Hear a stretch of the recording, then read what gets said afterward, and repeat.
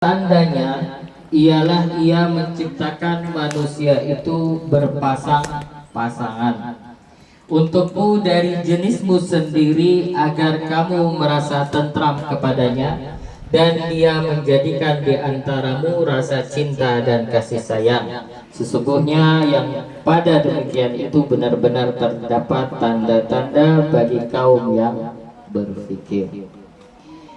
Jadi pertama, ayat ini Allah Subhanahu wa taala berfirman dengan mendahulukan dengan kalimat wa min ayatihi, dan dari tanda-tandanya. Jadi kalau dalam terjemahan kita artikan bahwa di sini Tuhan menandakan apa? Menandakan dirinya. Pertama, dia menandakan dirinya itu dengan menciptakan manusia. Kalau Tuhan itu tidak menciptakan manusia, kira-kira ada yang kenal Tuhan enggak?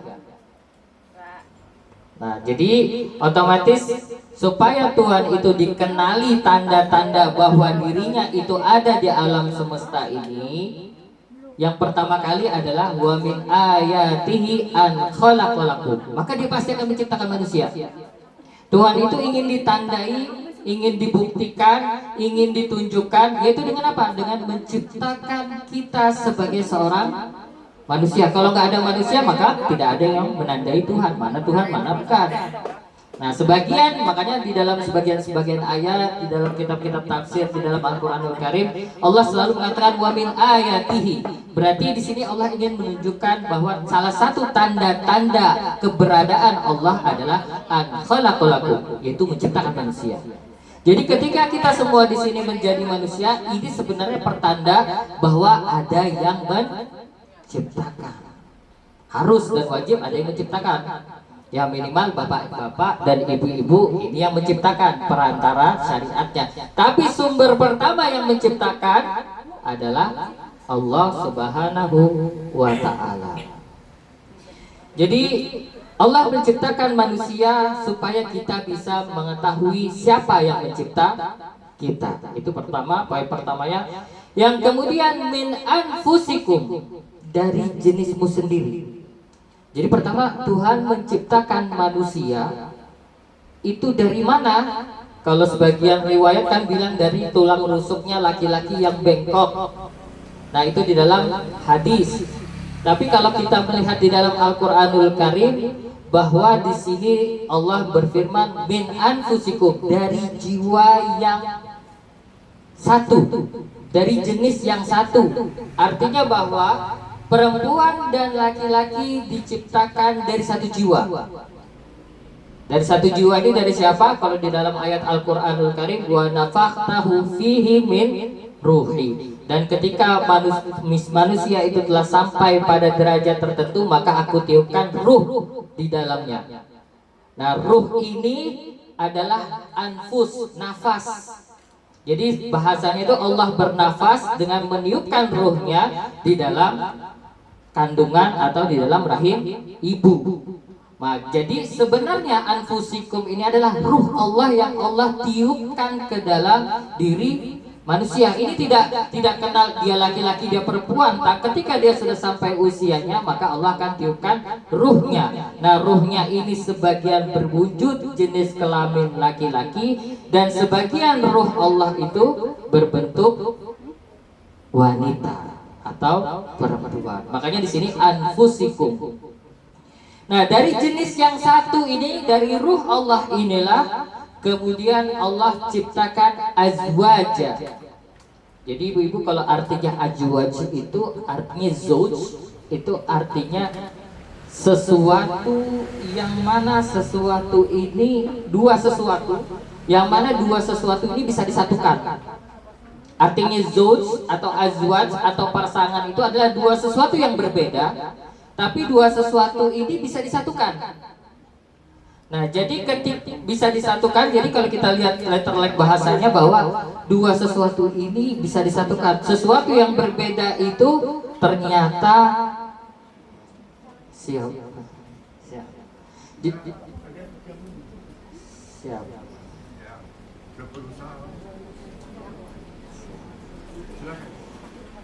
Jadi azwaj itu adalah dari jiwa yang satu, ruh Allah, yang mana ruh Allah ini ketika masuk ke dalam rahim-rahim para wanita ini bisa berubah laki-laki dan bisa berubah perempuan. Dan dikatakan di situ azwaj, kadang yang diciptakan Allah ini walaupun berbeda tapi nanti mereka bisa bersatu. Nah, kemudian ini yang harus kita pegang, bahwa tujuan Allah menciptakan manusia itu pertama adalah menciptakan dari jenis yang sama. Artinya ibu-ibu, suami ibu-ibu bukanlah malaikat dan ibu-ibu juga bukan malaikat.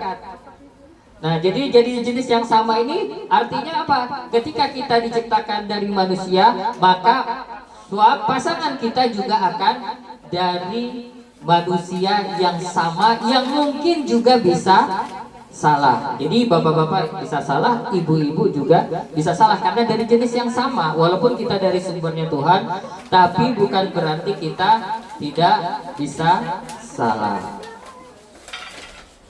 Kemudian dari sini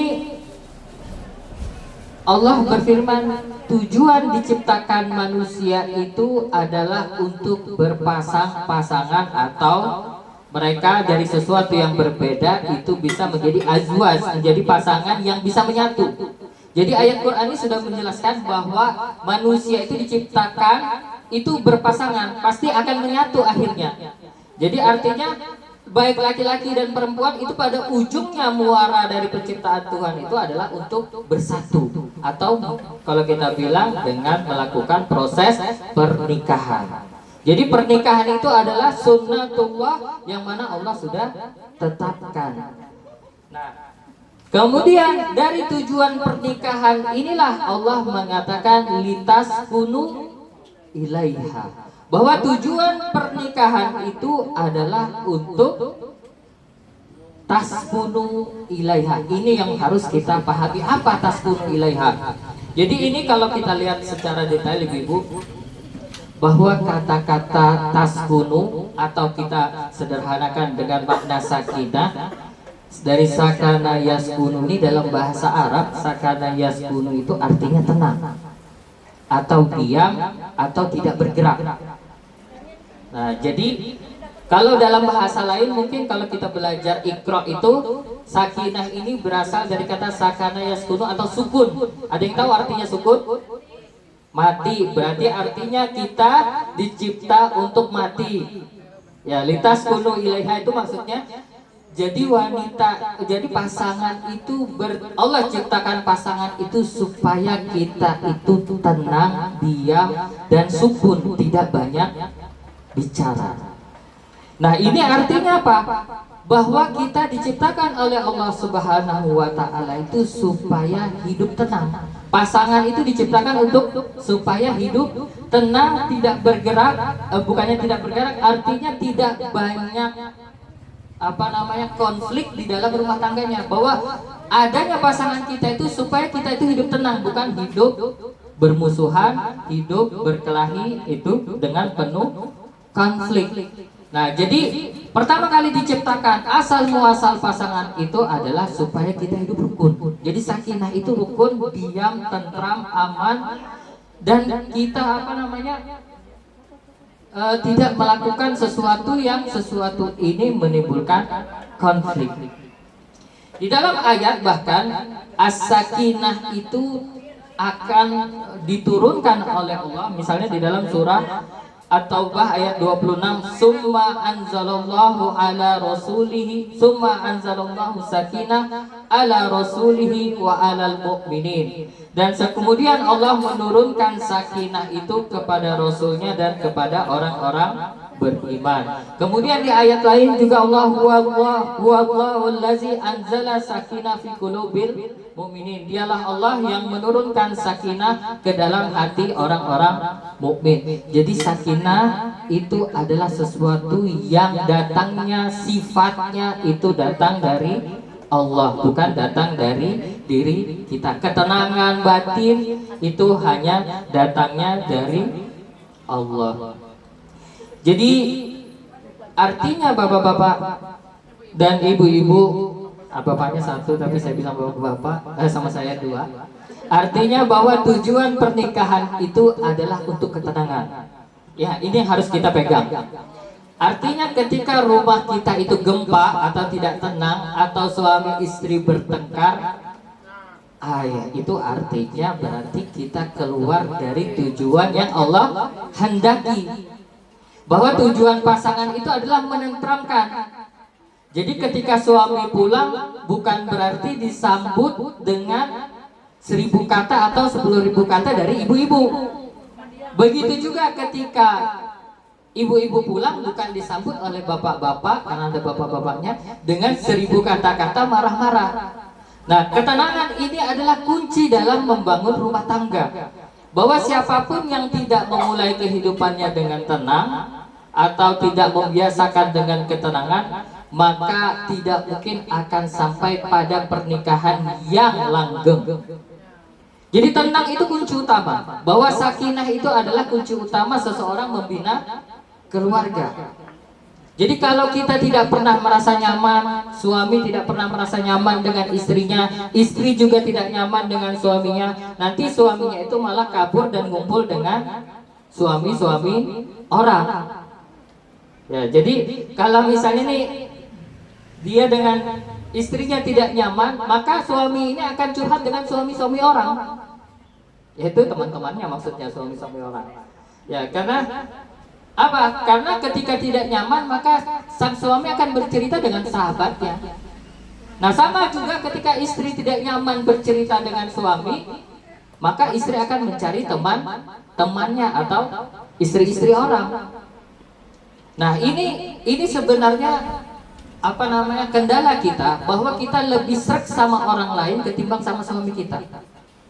Terkadang kita suami-suami ini kadang lebih sreg sama suami-suami yang lain ketimbang dengan istrinya.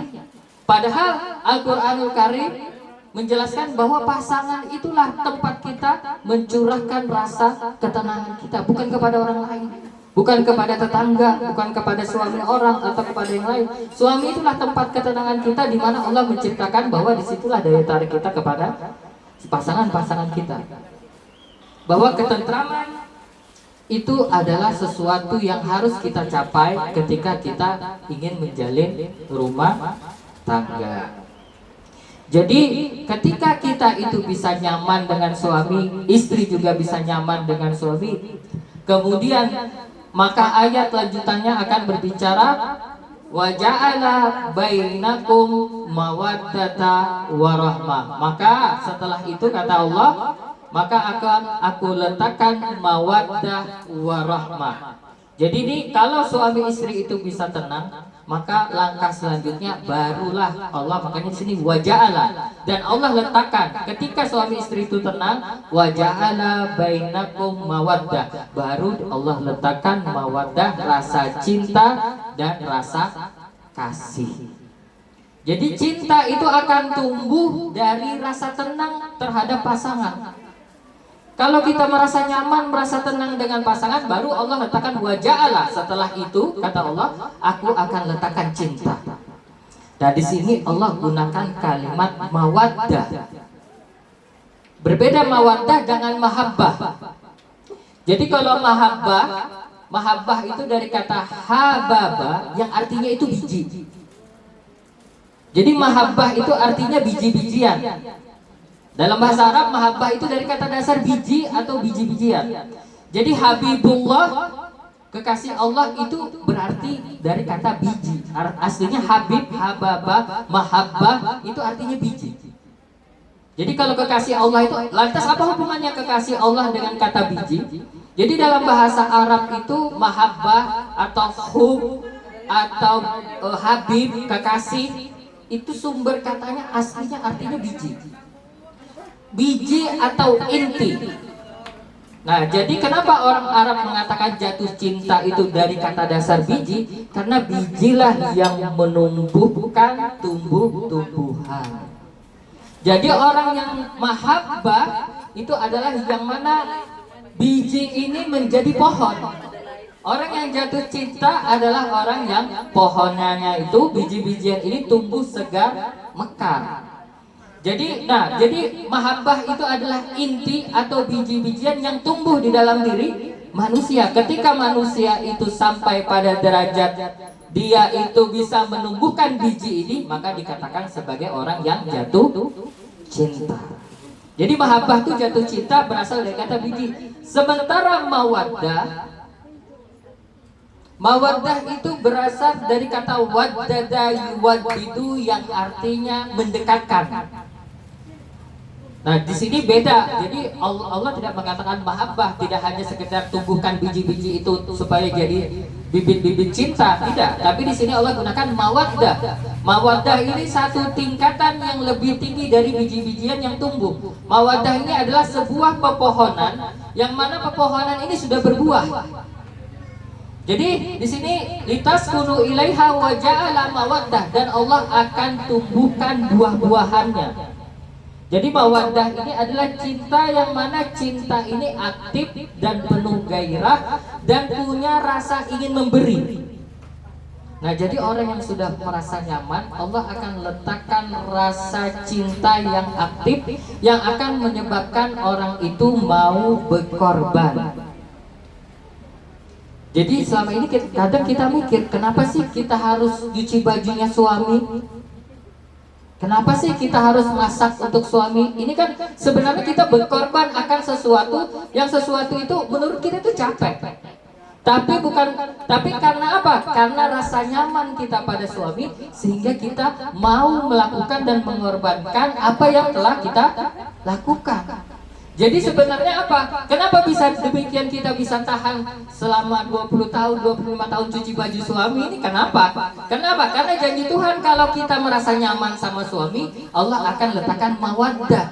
Mawaddah ini cinta yang mana kita tidak lagi mengukur kenapa aku harus cuci baju suami selama 25 tahun. Jadi rasa memberi itu akan tumbuh ketika kita rasa nyaman kepada suami. Jadi nggak ada lagi pakai tanya kenapa.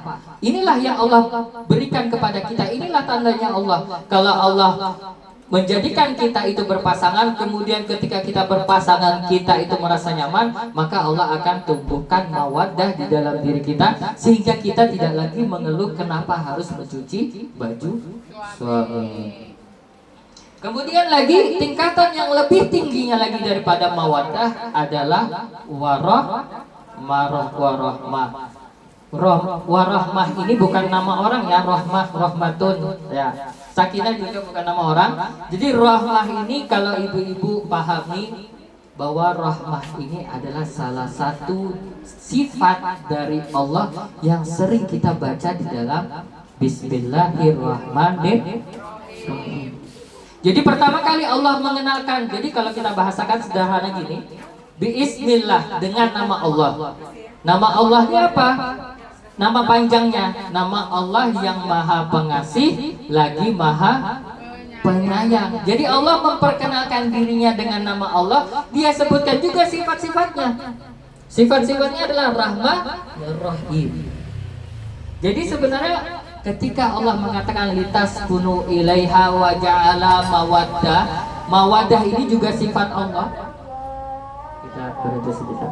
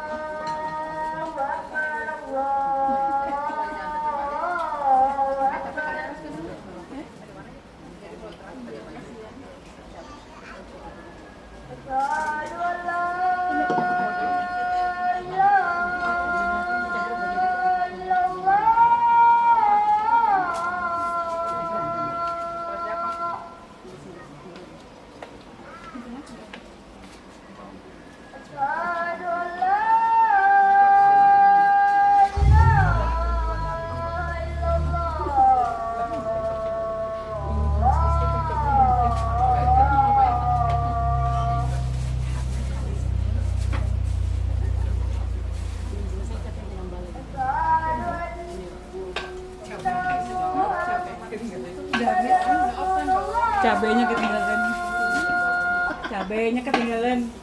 Ngumpet gue mau pakai cabai, Bu. Cabenya ketinggalan, Bu.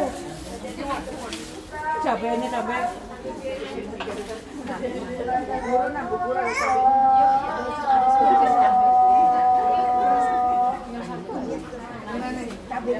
Makan cabai aja. Biar suaranya.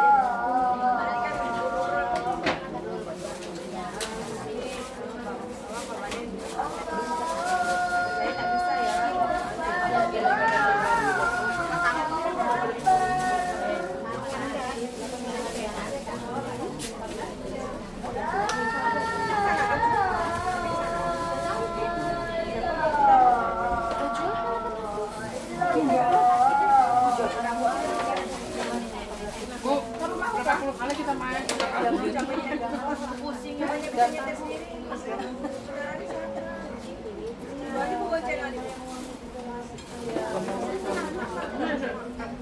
Saya lanjut ya ibu-ibu biar kita segera akhiri. monggo. Jadi yang ketiga adalah rahmah. Rahmah ini adalah salah satu sifat yang pertama kali kita selalu ucapkan di dalam basmalah. Jadi rahmat ini adalah sifat Allah yang Allah akan berikan bagi pasangan-pasangan yang mana dia merasa nyaman, kemudian dia mau berkorban untuk pasangannya. Nah, ketika pasangan sudah sampai pada derajat itu, maka rahmat Allah itu akan turun. Jadi rahmat itu seperti kata yang mana artinya itu dari rahama yarhimu, yang artinya itu berbelas kasih kepada siapapun. Nah, jadi berbelas kasih kepada siapapun ini artinya bahwa orang yang memiliki sifat rahmat itu tidak akan pernah punya rasa marah kepada pasangannya.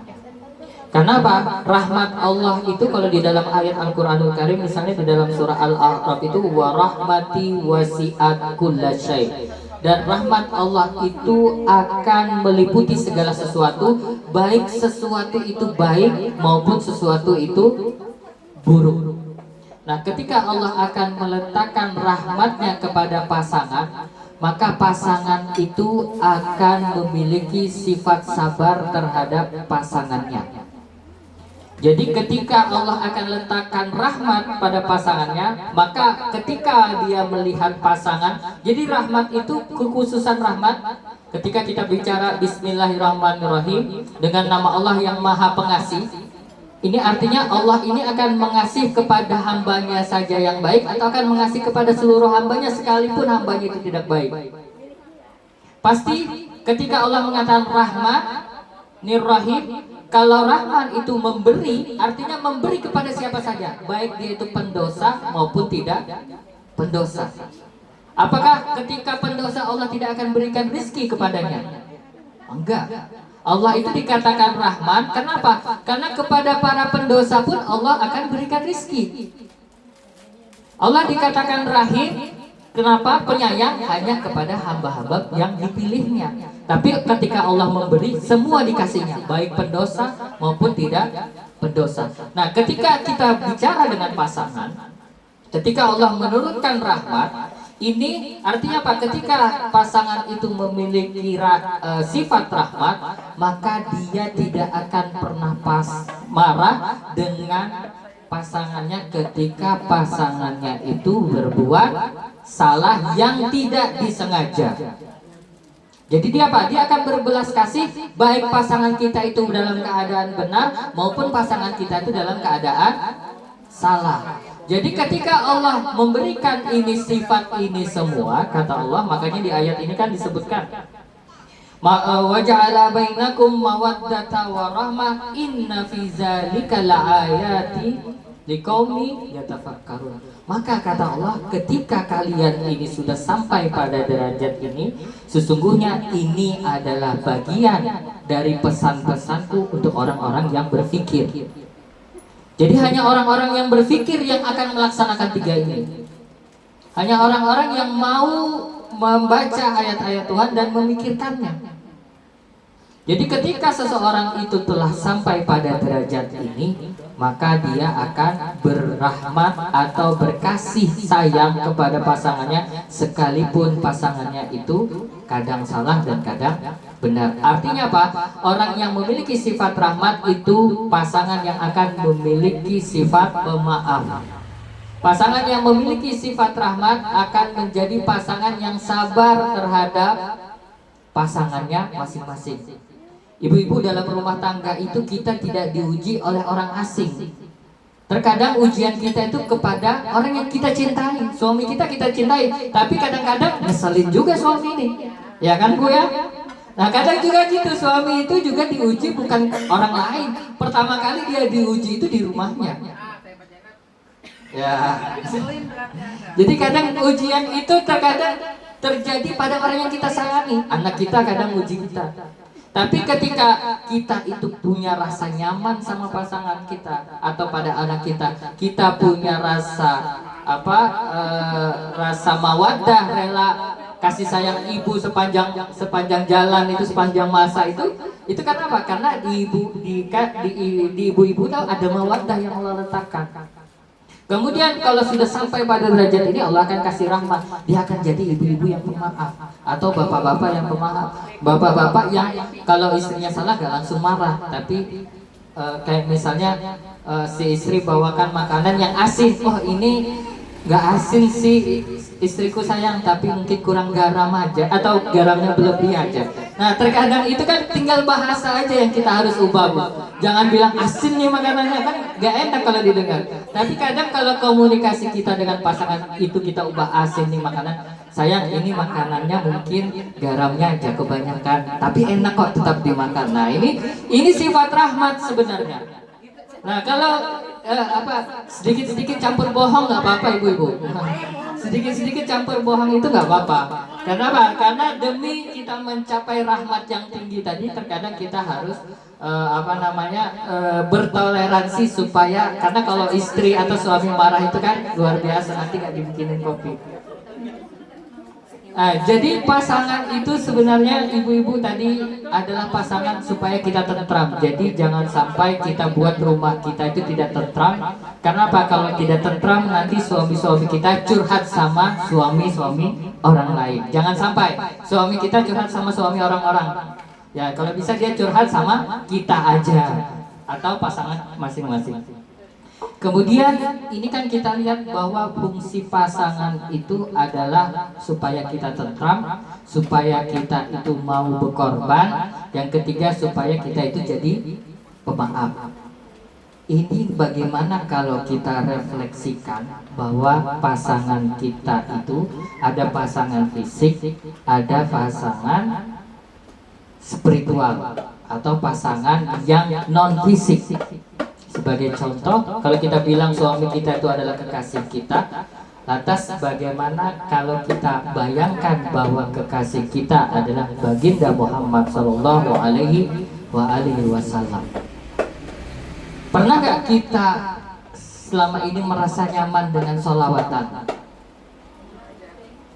Kalau kita merasa nyaman berarti sudah akan muncul itu nanti bibit-bibit baru.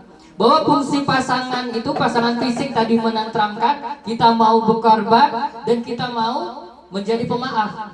Nah kalau kita jadikan pasangan ini bukan sekedar pasangan fisik, tapi pasangan keyakinan kita, yaitu adalah Nabi Muhammad SAW, berarti ketika kita sholawatan kita merasa tentram. Kemudian kita mau berkorban, kemudian kita jadi insan yang pemaaf.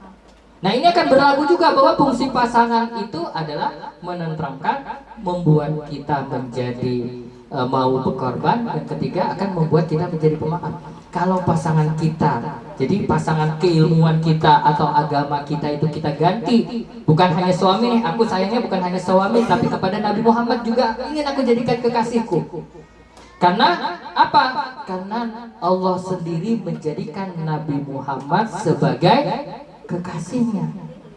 Kita selalu asyhadu an la ilaha illallah wa asyhadu anna Muhammad Rasulullah. Ini menunjukkan aku bersaksi bahwa tiada Tuhan selain Allah dan Nabi Muhammad adalah utusan Allah. Ini menunjukkan bahwa tidak ada satupun kekasih yang setara dengan Nabi, dengan Allah, kecuali baginda Muhammad sallallahu alaihi wasallam. Nah, kalau kekasihnya kekasih Allah itu kita jadikan kekasih kita, maka apa? Kita pun akan menjadi kekasih Allah. Jadi ketika kita dengar nama Allah itu hati kita tentram. Makanya ada ayat yang mengatakan ala bizikrillah tatmainnul qulub. Dengan mengingat Allah hati menjadi tentram. Artinya apa? Fungsi kekasih itu, kenapa Allah ketika kita ingat Allah kita jadi tentram? Kenapa? Ketika kita menjadikan Allah sebagai kekasih kita. Ketika kita menjadikan Allah sebagai kekasih kita, Nabi Muhammad sebagai kekasih kita, maka hal yang pertama kali kita akan dapatkan adalah ketentraman batin. Kalau kita jadikan salawat-salawat kita ini sebagai zikir-zikir ketika kita memuji Nabi Muhammad, dan kita menjadikan syair-syair, lantunan syair-syair itu sebagai pujian kita karena Nabi Muhammad adalah kekasih kita, maka dampak pertama kali yang kita dapatkan adalah ketenangan batin. Ketika kita dapat ketenangan batin ini, nanti ketika acara maulid kita sedekahnya paling banyak. Ketika kita sudah dapat ketentraman batin karena mencintai Nabi Muhammad sebagai kekasih kita, kita nanti akan jadi pemaaf seperti Nabi Muhammad SAW. Bahwa ketika kita berpegangan kepada orang yang mana orang ini, kalau kita bilang di pintu surga itu tertulis nama la ilaha illallah Muhammadur Rasulullah, bahwa di surga itu di pintu-pintunya tertulis nama baginda Muhammad, dan kita berpegangan padanya sekalipun kita ini orang yang buta, insya Allah kemanapun Nabi Muhammad kita pegangan beliau, kita akan masuk surga.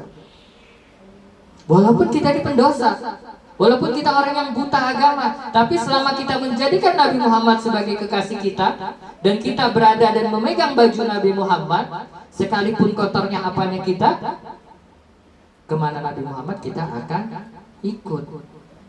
Nah, ini fungsinya kekasih. Kenapa kita harus menjadikan, kalau di dalam riwayat tuh la yu'minu ahadakum hatta akuna Nabiuna Muhammad sallallahu alaihi wasallam ahabba ilaihi.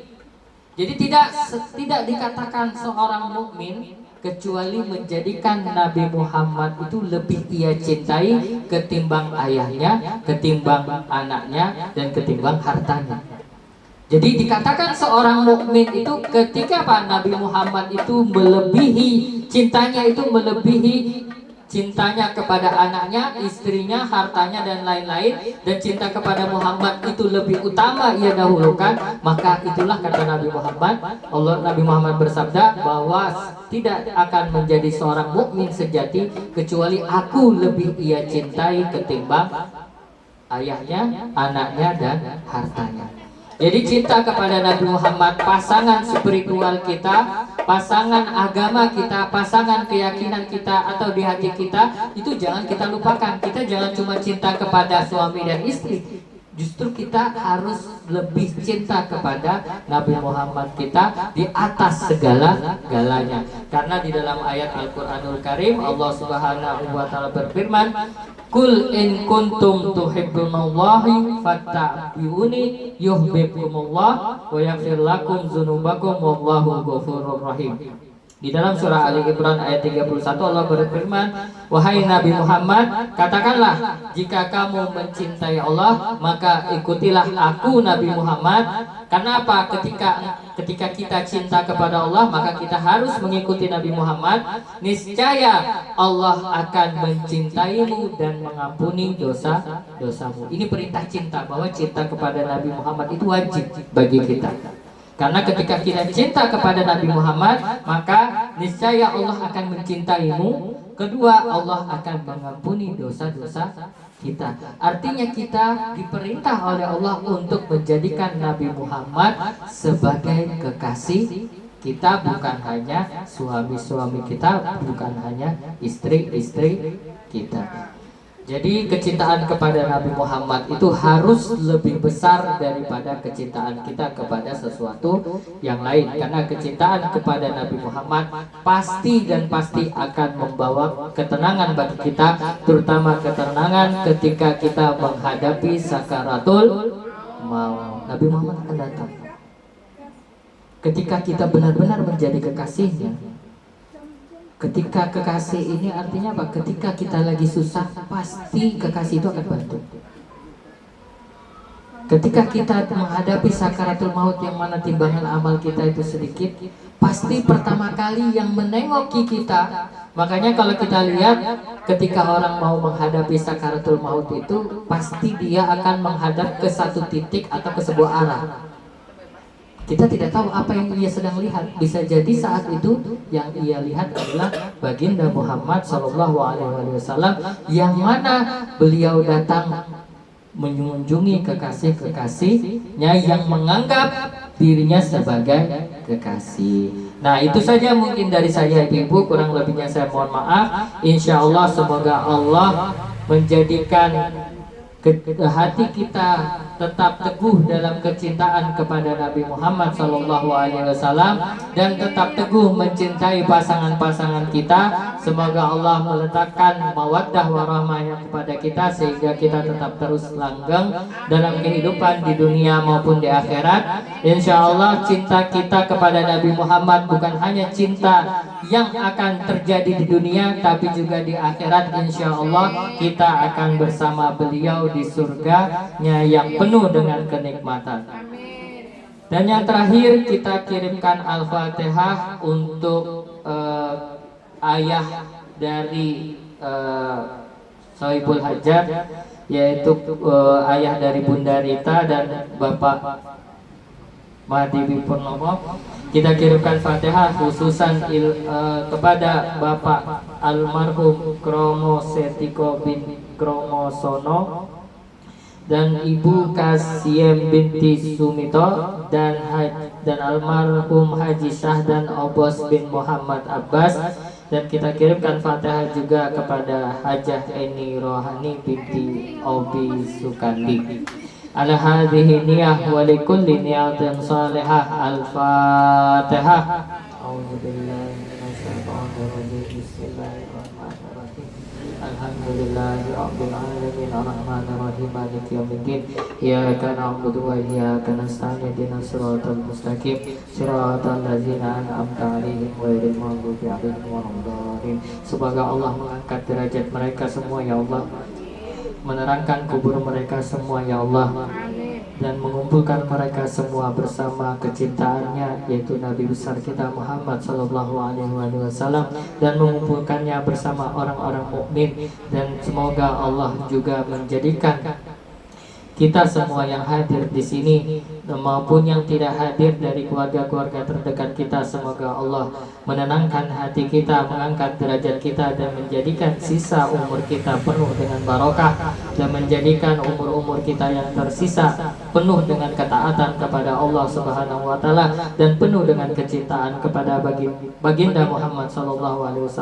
Dan semoga kecintaan ini juga Allah berikan kepada anak keturunan kita, baik yang sudah lahir maupun yang akan datang. Semoga mereka semua keturunan kita kelak akan menjadi pecinta Nabi Muhammad SAW dan menjadi anak-anak yang saleh dan salehah, dan menjadi anak-anak yang tidak lupa juga kepada kita terus dan terus mendoakan kita semua, dan semoga Allah selalu merahmati dan mengampuni segala bentuk khilaf kita. Itu saja dari saya, kurang lebihnya saya mohon maaf. Walhamdulillahirabbil alamin. Wassalamualaikum warahmatullahi wabarakatuh.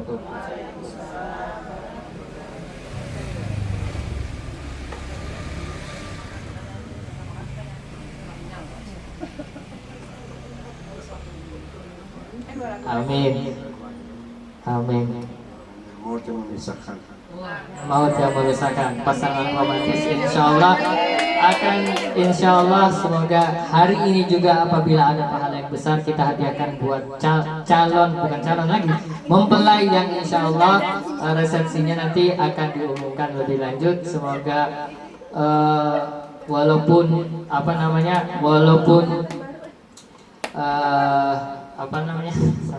saya sampai grogi padahal yang menikah mereka berdua.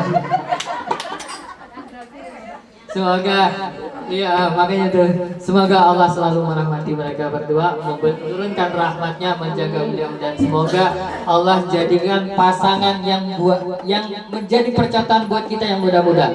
Walaupun tua-tua, tapi cinta itu tak mengenal umur. Insyaallah sampai akhirat kita, insyaallah kita nanti sama-sama duduk-duduk di dipan-dipan di surga, Pak ya. Itu yang teriaknya paling nyaring, sudah punya pasangan belum? Suami orang. Iya betul. Suaminya lagi sama suami orang.